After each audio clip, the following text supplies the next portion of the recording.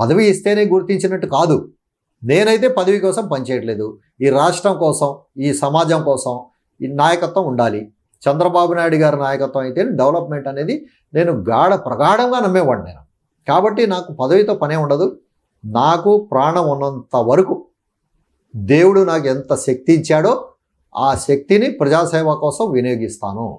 ప్రజల కోసం నేను పాటుపడతాను. ఇదే నా ఎయిమ్, ఇదే నా అంతిమ ఏదైతే నిర్ణయం అనుకున్నారో ఏమన్నా ఏదైనా ఇదేనా. అంటే సమాజంలో ఒక మాట అయితే ఉంది, ముస్లిం మైనార్టీలకు బీజేపీకి అంత దూరం అయితే ఉంటుంది, గ్యాప్ అంటారు. కానీ ఈరోజు కూటమి ప్రభుత్వంలో బీజేపీ, జనసేన, టీడీపీ కలిసి 3 పార్టీలు కూటమిగా ఉన్నారు. ముస్లింస్ మీకు ఎలాంటి ప్రాధాన్యత ఉంది, మీకు ఎలా ఉంది? బీజేపీ మీలో పొత్తులో ఉంది అంటే ఇక్కడ విజయవాడ పశ్చిమ నియోజకవర్గంలో ఉన్నాను. బీజేపీకి ముస్లింలకు అంతర్యం ఉన్నమాట వాస్తవం. అది ఒప్పుకున్నా ఒప్పుకోకపోయినా వాస్తవం. అది ఒప్పుకున్నా ఒప్పుకోకపోయినా అన్నాను నేను. అంటే నేను ఒప్పుకున్నాను, వేరే వాళ్ళు ఒప్పుకోకపోయినా వాస్తవం అది. కానీ ఇక్కడ పశ్చిమ నియోజకవర్గం విజయవాడకు వచ్చేసరికి పోటీ చేసిన వ్యక్తి సుజనా చౌదరి గారు. సుజనా చౌదరి గారి క్యారెక్టరు, సుజనా చౌదరి గారి గత చరిత్ర, సుజనా చౌదరి గారు గతంలో ఏం చేశారు, ఎలా సేవలు చేశారు, ఇవన్నీ చూసుకొని సుజనా చౌదరిని చూసి బీజేపీ యొక్క అంతర్యం పోయింది ఇక్కడ పశ్చిమ నియోజకవర్గంలో.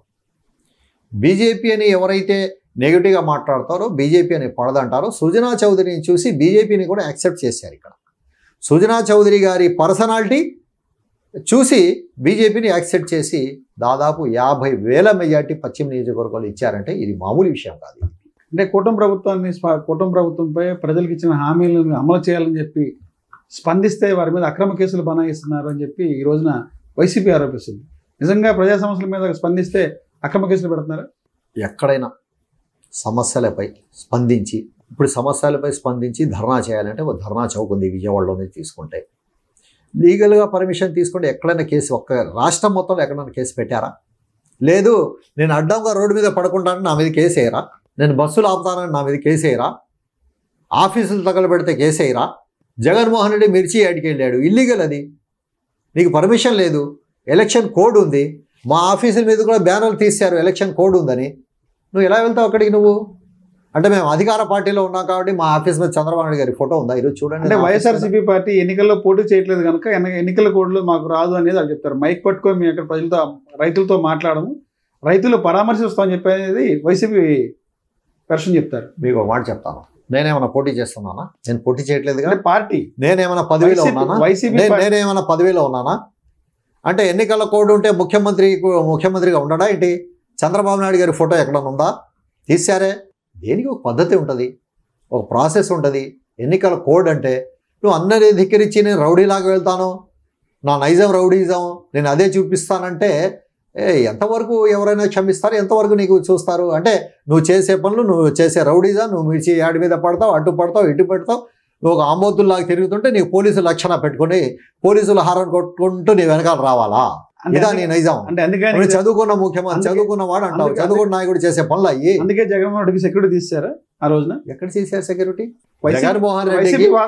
జగన్మోహన్ రెడ్డికి జెడ్ కేటగిరీ సెక్యూరిటీ ఉంది. ఈ రోజు ఉంది, నిన్న ఉంది. గుంటూరు వెళ్ళినప్పుడు నాకు భద్రత కల్పించలేదు. అక్కడ భద్రత అంటే ఫర్ ఎగ్జాంపుల్ నేను రోడ్డు మీద ఒక ప్రోగ్రామ్ పెట్టుకుంటాను, ఈ రోజు పోలీసు నాకు పర్మిషన్ ఇవ్వలేదు, భద్రత కల్పిస్తుందా పోలీసు? ఎందుకు కల్పిస్తుంది భద్రత? భద్రత కల్పించలేము, ఈ కోడ్ ఉంది, దీంట్లో నువ్వు చేయకూడదని నా పర్మిషన్ రిజెక్ట్ చేశారు.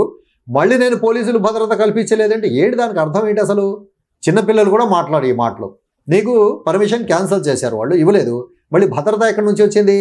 నీకు పర్మిషన్ ఇస్తే భద్రత వస్తుంది. అప్పుడు నీకు పర్మిషన్ లేదయా, నువ్వు వెళ్ళబాకంటే నాకు భద్రత కల్పించలేదు అంటాం ఏంటి?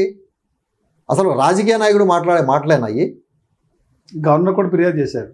గవర్నర్ ఫిర్యాదు చేయనివ్వండి, రాష్ట్రపతికి ఫిర్యాదు చేయనివ్వండి. గవర్నర్ ఫిర్యాదు చేసిన ఆ ఫిర్యాదు లెటర్ గవర్నర్ చదువుకొని లీగల్గానే చూస్తాడు కదా ఆయన. చూసి భద్రత కల్పించలేదు, భద్రత కల్పించండి అంటారా? ఆయన కూడా వాస్తవాలు చూస్తారు, అంతే కదా. కేవలం ఏదో ఆ సాక్షి టీవీలో చెప్పుకొని బతికేస్తానికి. కానీ ఇదైతే జనం నమ్మట్లేదు.